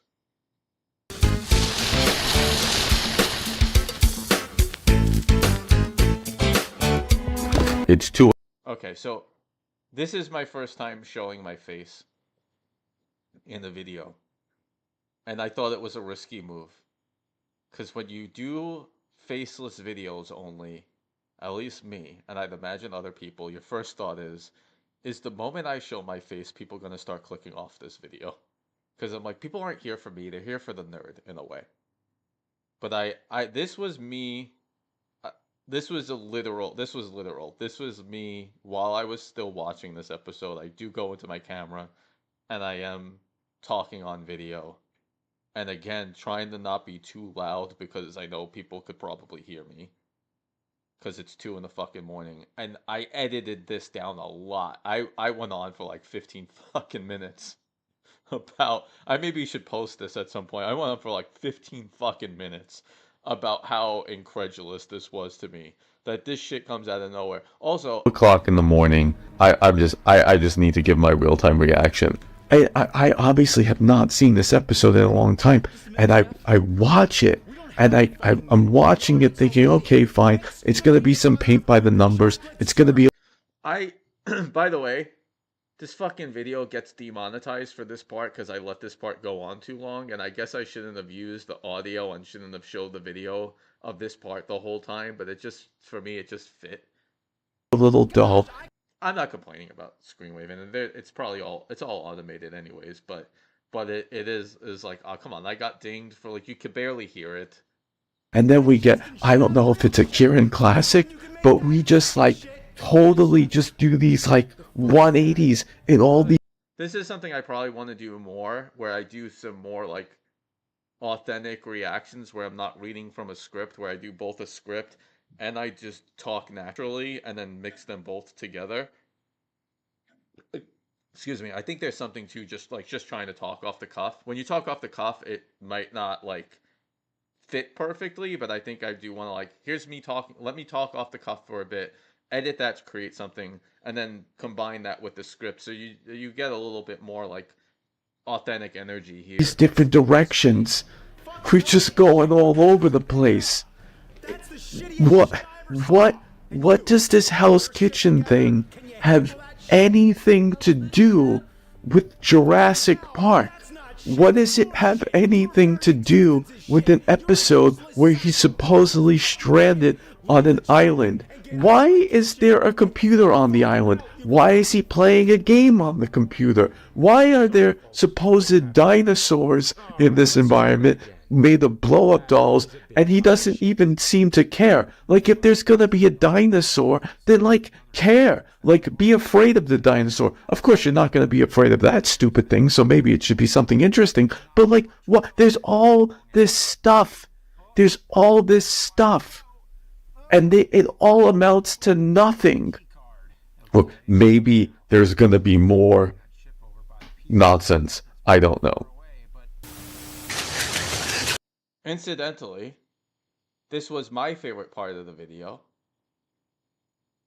And I think it was also Free Nintendo's favorite part of this episode as well. So, again, Yes, this is real. We both refer to him as Dusty Justy too. This is really Amid all of the nicknames that he has. part of the episode. It's just we're just really simpatico that way. Free Nintendo 21 and I, we're like two peas in a pod. We're like the same people. But this was our favorite part, both of us. So I think he might be like my twin. Episode. Can't say Dusty Justy isn't right for the role. Wait, he could give us those dinosaurs? Then why did we get these? I liked my little acting job there. Yeah, I don't understand. Why would we get that scene and then we go to this? And we should have got more of that. I think we should have got more of Justin. Like, that was the closest thing to a good Jurassic Park parody that would have worked. And yeah, he makes a good Newman. He does a good job there. Better than the shit I hear from Justin is actually awesome at this part, but unfortunately, it's surrounded by confusing non sequiturs. That means it doesn't make any fucking sense. This level reveals that Site B was home to an indigenous race of people mentioned in the novels. You find one of their temples, but surprise, it's booby-trapped. When is this going to end?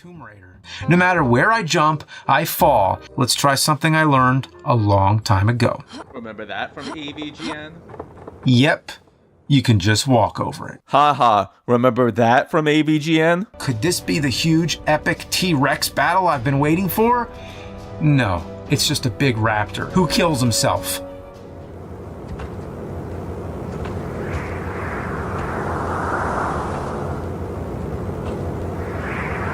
Man, this sucked. I'm chuckling, but you'd expect this punchline from an episode where the nerd's frustration was mostly from not getting into a big dinosaur fight the whole time. But I guess he couldn't resist the Shit's Kitchen sketch instead. Say that. A lot of people like that part. That 3 times fast. Yeah. But yeah, I think I did channel my inner James when I couldn't say that line, and then finally I just turned it into a James type of line. Say that 3 times fast. Yeah. I think somehow I channeled my inner James Rolfe there. whatever, 18 minutes in and we'll tie up some loose ends. And yeah, no, I'm like really thinking, are we gonna wrap this up? There can't possibly be any more concepts you introduced in this video. And wrap this up. You didn't. And then he finds a way. A lot of people told me that the Shit's Kitchen was a parody of Hell's Kitchen, and he was probably going to do a Hell's Kitchen game, and they didn't, so they just put it in here. That's a theory that makes sense. I don't know if that's a certainty, if people know it or suspect it, but that's a theory that makes sense, and they really shouldn't have put it in there. It just did not belong in there at all. Say the magic word. I'm Seamus Blackley, physicist and game designer. Oh my god, seriously. We're not going to introduce a new concept to this episode, are we? I was the executive producer of Trespasser before that, so I can answer any questions you have about the game. An idea that could have existed on its own. Whatever he would have done with this. What happened? Was this game actually finished? No, this game wasn't actually finished. This was a game from a brand new publisher, DreamWorks Interactive. They weren't very experienced, and I think I was 27 or 28 years old. What in the fucking hell am I watching? What the fuck does this have to do with anything that happened in the episode? Why is this suddenly some history lesson on the development of this game? Why are we just on this island? Why did we introduce these dinosaurs? Why isn't this an episode about a guy trying to avoid the dinosaurs on an island he got trapped on? How did this become an episode where the nerd was yelling at random people to make fake shit, to then having an insightful Q&A from a former developer of the game? And I was stupid, and I was arrogant. Yeah, clearly my energy with this was just so much more than my other episodes. But granted, he gave me more material to work with. And so we tried to finish in the time allotted, and then we were forced to ship a broken game. I thought it was the end of my career. It was incredibly painful to watch. Look, I'm a game developer. I don't lack empathy. I know these horror stories. I've seen these horror stories. I appreciate a developer being willing. Yeah, but I gotta throw in some advertisements as well. To openly share about his experience, but what the fuck does this have to do with anything that happened? He took us under his wing and made us feel like we were doing something legitimate, seeing the love in the Trespasser community. Oh, it gives me all the feels. I'm watching an angry video game nerd episode about Jurassic Park Trespasser. I don't need the feels. This is a separate interview. It belongs someplace else. Unless he does an episode about how I think this would have been a better movie, like about how the nerd is always insulting these shitty games, and then he learns a bit more about the process, and it's not just these bad lazy programmers or whatever. And then he learns about this type of story, and it causes him to soften for a bit, and then maybe he comes back to being the angry video game nerd again for whatever reason. Like, that's a tight episode that can work. But whatever this shit was is so important and just very beautiful. What is this about? Could you send somebody to get me off this bullshit island? Oh, now it's about leaving the island again. Right. I'm the one who stranded you here. So I've been baiting and then just who wrote this fucking character? And stranding punk reviewers like you right here on my island. I thought my career was over, and that was hard on me.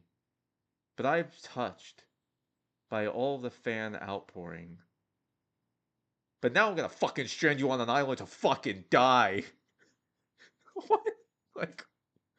Who writes this character? And being delivered by a game developer who can't even perform it well.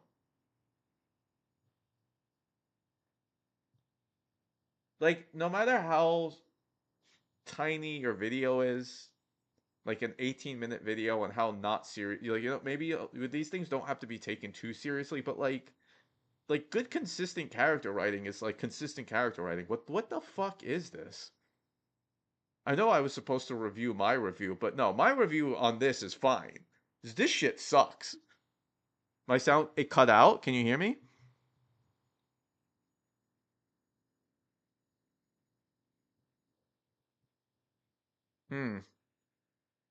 Testing. How about now? Can you hear me now?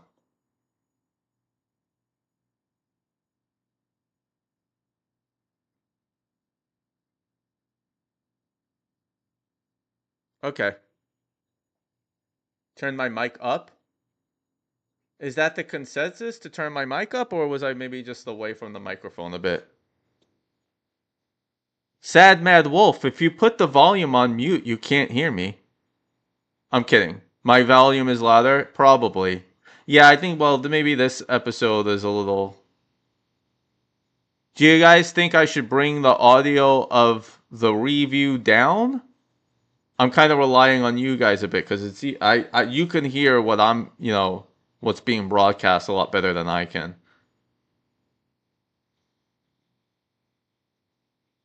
Alright, if I hear more people complaining about it, I'll make an adjustment. What the holy fuck? You want to fight a T-Rex? Fine. Here's a T-Rex. We just went from this real and heartwarming story about how a community supporting a bad game I was just joking. Sad Mad Wolf. Worked on touched him, and then he goes heel and claims to trap James on the island. Why does every character seem like they were written by Tommy Wiseau, with every character and every plot thread being completely incoherent and completely erratic? I'm done with this. You want to watch better storytelling? Go turn on Snicks. The Snicks trilogy was over, and I wish that he would never come back again. Just wasn't an excuse to put that part from Snicks in. I call these outtakes. I guess technically they're outtakes. I know. They're more like extended version.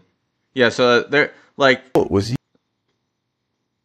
I decided to cut this out of the videos just to reduce it, but then I figured, okay, I'll just tack this on at the end. Of course, what ends up happening is the viewership does do this. Years ago. But it's what, all my good. God. Season 13. Oh. Yep. That is it. The season of shit. Yeah, season 13. I should have called them shit takes, yeah. Season 13 I think that's also Kingdom Hearts. I think it might also be Pepsi Man. It's when things just went really weird, real fast. And I debate like what's better, like really weird or really like some of this schlocky, boring shit. But this was just like, this was a standout season, and this for me like tops it. Here comes the last level, or as I like to call it, Clumsy Mountain. Why don't we go climb the mountain? Yeah. Why can't he say the word mountain? Why can't he do it? Yeah, I wanted to point that out, that Frankie and EJ was kind of pointed out the whole mountain thing. But I didn't think it fit the episode, so I just put it here. And you might be saying you like some of this. I wish was in the episode actually. These parts, and that's fine. Like separately, they're all decent or good ideas, but that doesn't mean that together it makes any sense. It's like taking a slice of pizza, placing a bar of chocolate on top of it, then sprinkling some raisins and dumping it in a milky bowl of cereal. This felt like the type of joke that James would have made. That's what I like about it. And I think I probably didn't need to be an outtake, but I was like wrapping the video up. I had edited this. I was like, do I want to fit this in somewhere? I was like, nah, I'll just put it in this like outtakes portion. Together, it's shit. Like, how many plot threads? Why does a guy who makes films have no idea how to chart a story from beginning, middle to end? I mean, I know he does, because like Mr. Bucket, I'm loud. It's 2 a.m. It's 2 a.m. People can hear me. 206, Life of Black. This I think was my last one of this video, and I really don't like it. I watched it recently, and I don't like it. And the viewership reflects that to a degree. Just like for the high energy I have in that one, there's not a lot of energy here. And I do mention it here, like, I'm sorry I'm giving you a low energy review, but like this is a low energy episode, but Tiger. You might say that tigers are real pussy. Oh boy, celebrity guest appearances. Always a fan favorite. This is the AVGN Gilbert Godfrey pairing we've all been waiting for. We just don't have enough washed up, repugnant, drug-addicted, menopausal high. And again, like really, like start laying it on thick. Let me put on the Eric Satie classical music. Is that how to say his name? Spence. Actually, as a child of the... I mean, really, it's fucking Gilbert Godfrey. Like, let's again with the sentimentality. Oh, all the feels. Oh, Gilbert Godfrey. I mean, it's unfortunate he died. I think I happened to make this like around the anniversary of his death. The 80s and 90s, Gilbert Godfrey played at least a small part of it. Back then... Oh, yeah, my whole life was inspired because of Gilbert Godfrey. Okay. And we had a bunch of comedians and celebrities who played broad, eccentric But characters. this is true. This was a time period, like the 80s, that was just had this very thing that I don't see as much, which is like these like actors who play these like characters that were like larger than life. Man, my pits are sweaty, aren't they? Like that were just like, or is that, yep. But like just like larger than life. Put on some fucking deodorant. Life, eccentric. Like Pee-wee's dead. Richard Simmons, I think, is dead now. Godfrey's dead. The only one around on this list is Mr. T. But we don't really have those broad characters in the same way. Like they were playing more than themselves. Like they played a character like 24/7. And Gilbert was like that. That wasn't. I've heard people talk about Gilbert. That wasn't his real voice. Yeah, this shitty James. Gilbert was a comedian and actor from my hometown in Brooklyn who never broke character. Bob Saget hands you a chocolate milk that he just made, and you wake up 3 hours later lying on your stomach. In private, however, so quiet, he just wanted to take food from the craft services table. While I wasn't a mega fan, he was a nostalgic part of my childhood and someone who I was always entertained by, even when I didn't realize it. I can't take it anymore. Why? So I was... Yeah, Norm was that. I don't know. Yeah. Norm, and I love Norm. I don't know if he's not quite the Pee Wee Herman category where, like, obviously he's playing a character to a degree, because I think all comedians are. But I'm not sure I'd put him in the Pee Wee Herman category, the Gilbert Gottfried category, where there's like clearly they are a separate character. But Norm was a little bit broad, and was playing some very exaggerated version of himself, maybe not. But yeah, Norm was the fucking man. Norm fucking... And I didn't really quite know about Norm until later on. Like, because YouTube videos would just start capturing all of his fucking, like, cutthroat savage shit. And you go, oh my fucking god. That fucking guy was an assassin. He was an assassin, Norm. But, fucking, if Norm Macdonald were on an AVGN, I think he'd be fucking tearing James apart. All in, ready to enjoy this. Let's play something recent for a change. Like, I forgot how bad this was, because I just kind of thought, like, it can't be that bad if Gilbert Gottfried's in it. Like, he's an entertaining guy. It can't be that bad, right? It had to be... No, this is terrible. This is a terrible episode. I remember not really liking it, and then just going, it's just so fucking boring. PlayStation 4. Oh, it's gonna be ass! Oh, there goes that these clipping. ever work out? I think this is one of my last make fun of Kieran moments. Sounds like the intro to a massage therapist's website from 1997. What? Is this one of them Kieran classics? It doesn't sound like a James Rolfe joke. You guys tell me if I'm wrong. I could just doze off. I'll say, prepping us for the worst already? The controls are a baffling mess, and the tiger moves slower than shit advancing through a sloth's anus. This is the most modern game I've ever played on the show, and it sinks to the furthest depths on the shit scale. Yeah, but it really doesn't. No. See, because Dr. Jekyll and Mr. Hyde gave you so much more material. The nerd says it's just a crappy port of a mobile game, so it's just boring with little to say. Yeah. Hopefully Gilbert... Which is what I struggled with in this video, was like, this is kind of boring, and I don't think I had that much to say, so I probably should have edited this one down. Can save it. This could only be the work of one person. A person by the name of Fred Fox. Gilbert Gottfried's big break, playing Fred Fox on the Angry Video Game Nerd. Oh boy, it stinks! And just look at how much energy and chemistry they have. I soak my clothes in it. Couldn't you just spray it on the ground? Okay, you got me. This felt like it was filmed. Like they were filmed separately. They don't feel like they're in the same room together. Hey. What's that? That's my company computer. Am I watching an ad? And I'm sorry if I'm giving you a low energy review.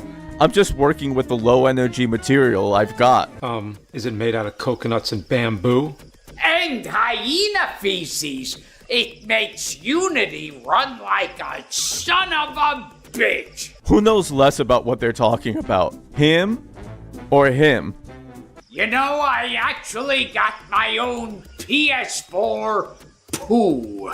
Now, this isn't a great performance by Gottfried, but look at what he has to work with. I like to spread the gameplay experience as much as I can, so I can get the most out of the $10 that you saps pay. How much would he have gotten paid? My guess is not a lot, actually. I don't think he got a lot of money off. That's my guess. That's my first time, I think, using sound effects in a video. It's like I discovered sound effects. So I think it works to my advantage later Might on. want to be a bit nicer about the game, considering the fact that I'm no. Yeah, PS4 poo. I wonder who came up with that, and I'm thinking it was. I'm thinking it was Godfrey. One with the motherfucking rifle! Are you not even gonna make a noise? He's pointing a gun at you, and then immediately cuts to. Finally, that level's over, and even though. Right, I don't know if I drive this home well, but it's like, gun, and then nothing, and then, but this game sucks. Like you're dealing with a guy who's a lunatic, who's supposed to be your nemesis, who's now pointing a gun at you, and you're gonna kill him, and you go back to talking about Life of Black Panther. It's so fucking stupid. I only played it for under 4 minutes. It still felt like an eternity. Like, it's just a normal review. The tone is jarring. It's like they're not even in the same room together. They're barely interacting at all. And it's not the first time I've used Magnum today. I get it. That wasn't my edit. Like, did he just add that in to force some kind of reaction? I'm not educated enough for the guy who talks about buffalo shit in his basement. They're laughing? Why did they keep that in? Didn't we make fun of this in Plumbers Don't Wear Ties? Why are people laughing? Okay, alright. I hate to be leave this in the comment section, but this is real. I want to know people's thoughts on this. Because this is maybe at least the third time where he keeps his laughing in that I remember. And the one time I find it acceptable is in Ikari Warriors, and I won't get into why, but I pointed out, and maybe my most recent video, or one of them, and then there's this. And it's like you've made fun of this. You pointed out that this is not a good idea to laugh and keep it in. Because why? Because it takes you out of the experience. So like when James did the happy birthday, fuck you, which wasn't that funny to begin with, and then he starts laughing, and then the people in the background start laughing, that's an outtake, not an intake. So you know this is ridiculous, because you pointed it out when you were a younger man. So why are you keeping it in? Why couldn't they reshoot it? And so I've heard people tell me that they like this part, and then they like that other part in Green Dog, and that it was their favorite part. No, you gotta cut that, right? Like, I'm like, to keep the integrity of your show, you cut that. You reshoot that. You don't, like, keep in, like, here's how funny we are. Right? Someone tell me, am I like, out of line here? Because, and again, I'm gonna keep that in the script. It's an outtake? They left an outtake? I'm gonna use that. I'm gonna take Just for a joke? Why didn't they? Right. Right, at the end credits. I'm making it part of the episode, and again, when you specifically, like, let's just put this, you specifically made fun of this, not in just an episode, you're making fun of this in an episode that is debatably considered the best one you've ever done. Or definitely a fan favorite. Like a top 5 episode. This wasn't like some throwaway episode that nobody remembers and you don't even remember. This is considered an episode that is you at the height of your powers. When you say Plumbers, people are like, yeah, oh, that's a classic. Nobody debates that. Some people might. But like, for the most part, like, this is like a classic. You make this joke, you make fun of it, and then you do the exact same thing that you made fun of. So I don't know, maybe Mike Matei really did write that shit. I don't...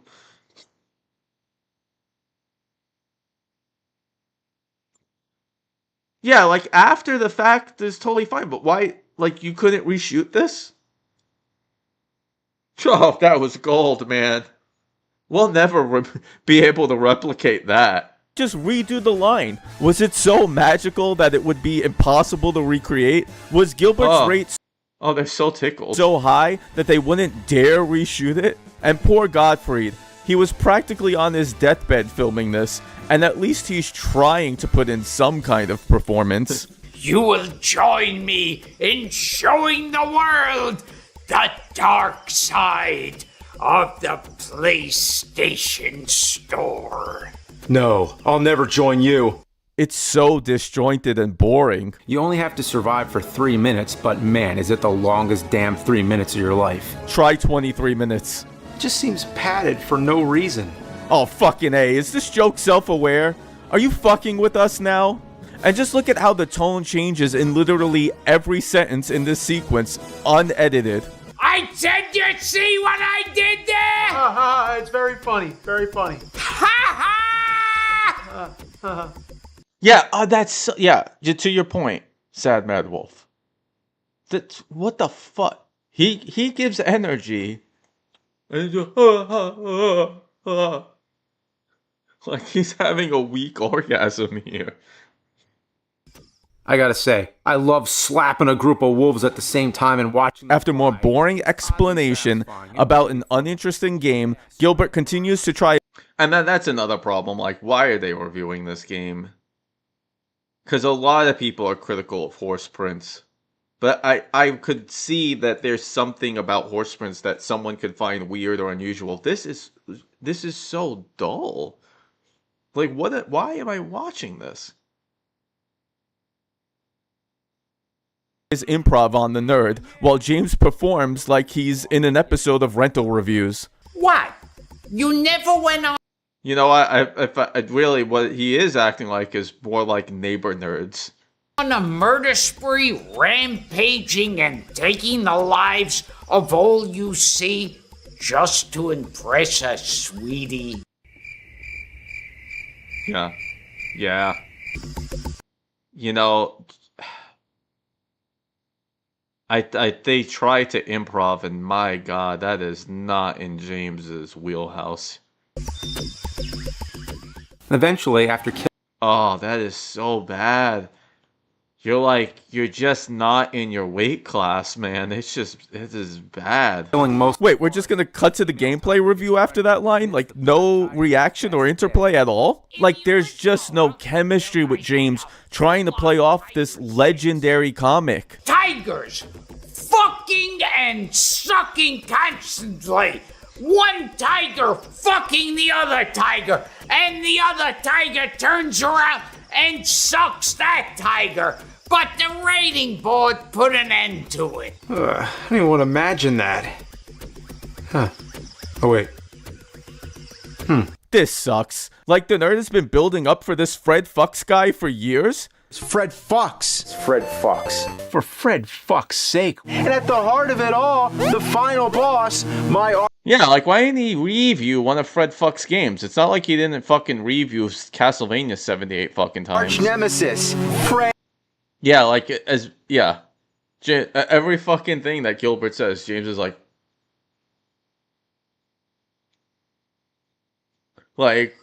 that's the best you could come up with, man. Fucks. I don't blame him. Like, I'm not sure how I would do if I was with a professional comedian, but, like, maybe that's why you shouldn't have tried to improv with Gilbert fucking Gottfried. Like, really. But he's another one of those, like, comics, like, had a legendary kind of status. And you're gonna go fucking toe-to-toe with him? You're gonna interplay with him? Like, you can interplay with Mike fucking Matei. Kyle Justin. But, like, it ain't happening with Gilbert. It just This is how you react to your arch nemesis? Instead of giving us a tense episode where the nerd finally confronts a guy who has supposedly forced these shitty games on him, we get two guys sitting around in an awful looking jungle, barely even looking at each other. And worse, when James decides to ironically add padding of his own, with no knowledge of how to end the story, we get... Hey, you fucking kids! Get ready for a rumble in the jungle! Yeah. Life of Black Tiger! Slap the fuck out of crocodiles, chickens, and wolves! even bunnies. This worked in big rigs, but here it just stinks of desperation. And if that ain't replay value, my name ain't Rex Viper Riggs! Wait, he has a name? Rex Viper? I didn't realize that until watching this. By the way, go subscribe to the Rex Viper channel. It's 2,500 subscribers and counting.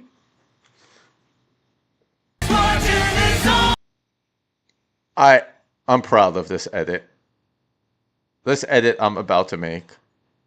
I'm somewhat proud of. Life of Black Tiger! Only at Fuckoland! Here's some. Hi! Here's some more sappy bullshit. I'm Gilbert Gottfried. If you want a personalized... At this point in his life, Gilbert Gottfried was struggling with illness. With the most cliche classical, a great song, but cliche to use as hell to use this song. And doing what he could to stabilize his health and his finances with roles like this AVGN spot, helping him to promote his cameos. Something about his death was kind of jarring to me, probably because of how early my memories are of his. With the loss of him and Pee-wee in particular, I feel like parts of... Oh, Jesus Christ. If Gilbert Gottfried and Paul Rubens could die, I could be next. My life are beginning to fade away. This is the last appearance I saw of Gilbert. Which is sad.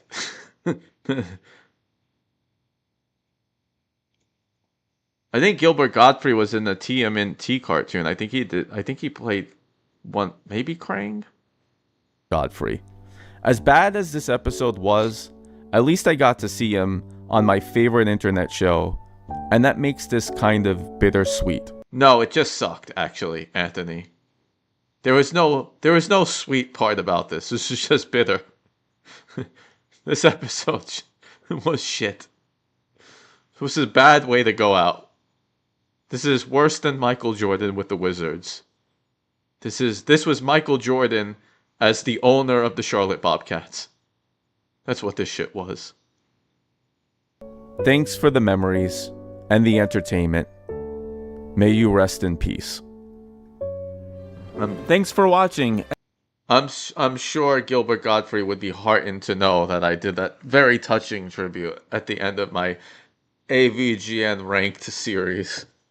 I was going to do my video that I had done about this last year, but it for me, I've already done nearly 3 fucking hours on this 30-minute video I did, 35-minute video, and I'm not sure how much more narcissistic I could be talking about my art.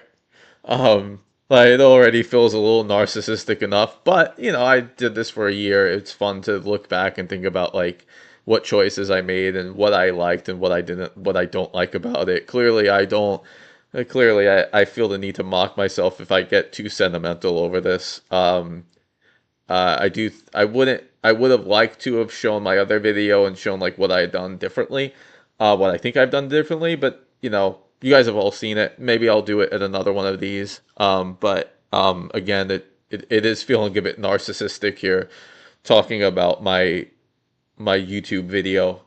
But I think if I continue to do these live streams, I'm thinking it should probably be every other week and not every week. I think every week it might just be a bit too much. It might be a bit exhausting, not just for me, but like even for the viewer. But again, I do this to kind of sync up with you guys. It's 5:40 somewhere. It's anytime someone stops, it's always 5:40 somewhere. Yeah, there's only so much talking about myself that I feel I should do and maintain some level of integrity. Because I didn't exactly release Casablanca here. I fucking released every nerd ranked which isn't even every one, because we've got like 200 more of these fucking things to go and counting, depending on how fast James continues to put these out for. But it was fun to kind of look back at this, and I wasn't necessarily going to do this, but it'd been a year. This would be a way to, like, you know, whatever, talk about it. But yeah, I think it's time to wrap up now, because it is almost 9 o'clock my time, and I started this at 7 o'clock, so not 3 hours. So I think I think 2 hours of this is enough. It's my thought. But maybe in a couple of weeks, I probably we'll see. I have no idea. I don't want to make promises about what I'll do next. Whatever comes to mind. But thanks for joining me with this. Thanks for those of you who have stuck with this for this long. Thank you. I appreciate it, Thomas. Yeah, I look forward to the Tomb Raider review as well too. I'm deciding whether or not I want to get 2 other videos done and release them like back to back, so I have some things front loaded. But either way, it's coming. One of the things with the Tomb Raider video, like with a few other videos, is just like I edit it, I write it, and then I discover something new, and I'm like, oh shit, I gotta put this in. And I did. I like, okay, I'll share this, but like, I did a whole review that I wrote on Tomb Raider, and it was months ago, and then it was not fully formed. I reorganized the writing and the way I wanted to edit it. And like the whole time I missed something, and the reason I missed it is because it was such a James thing to do that it was just like, whatever. I didn't even, which is, he doesn't call Lara Croft. He calls her Laura like 26 fucking times. And I'm not exaggerating. It's at least 26. He calls her Laura Croft. And I didn't, it was so James that I didn't even absorb it. I didn't even think to put it in there. It was just like, all right, whatever. It's fucking James being James again. I just finally, I like heard it so many times. I'm like, okay, I now need to like write something for that in this as well. So it's like stuff like that I'll start to discover and just be like, all right, now I got to put it in. And yeah, again, what's funny to me about it is like I watched that video a bunch of times for editing, and it just didn't even sink in. They just Lara Croft.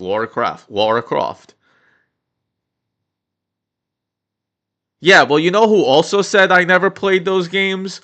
James Rolfe in the review.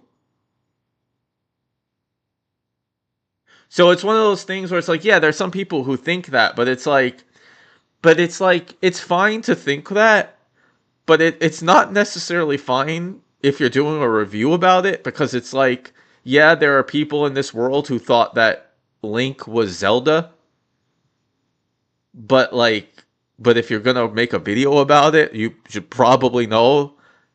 So if you're gonna do it like, he reviews the game, and it like on the game it says Lara on it, and he puts it in the video, and he calls her Laura 26 fucking times. This is a game series that's not even a favorite of mine, but like, you're taking debatably the most famous female protagonist in gaming. I think certainly the first one to get a fucking movie. It's Lara Croft. And at like no point, not one Lara, not one. So yeah, that isn't even most of the episode, but that was just one of those things where you have material and then you discover something new, and I'm like glad I didn't release it months ago, because like you discover a new thing, it's like, oh shit, like I gotta put this in there. But yeah, it was such a Bimmy thing to do that you just file it up to review, review or Woof or Malden. But like you after a while you're like, no, this is dumb as hell. I need to point this out, and I need to do something with it. So I'm spoiling it a bit for anyone who's here, but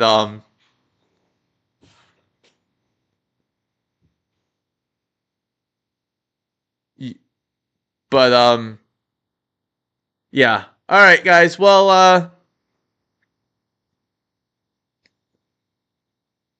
I mean, look, I have at least a bit of the tism, so I get it. But I think I'm like 65% tism. Maybe 50. But yeah. But I knew it when with the return of me when I first saw that, I was like, "Oh, okay." But whatever. I everything, all of it for me is adoring. If I haven't said this enough, I fucking adore the guy. All his quirks, I fucking adore the guy. So this I think anyone here knows this is not hate. This is the way you make fun of your family members. I fucking love the guy. I fucking love the material he gives. I fucking love all of his quirks. I can make fun of it, but James Rolfe is one of my favorite human beings on planet Earth. There's no way around that. So but yeah. We'll talk about Lara Croft next time. But all right, fellas. Thanks for joining. Thanks for those of you who've stuck with this for, around a year. And looking forward to catching up with you guys some more. Peace all.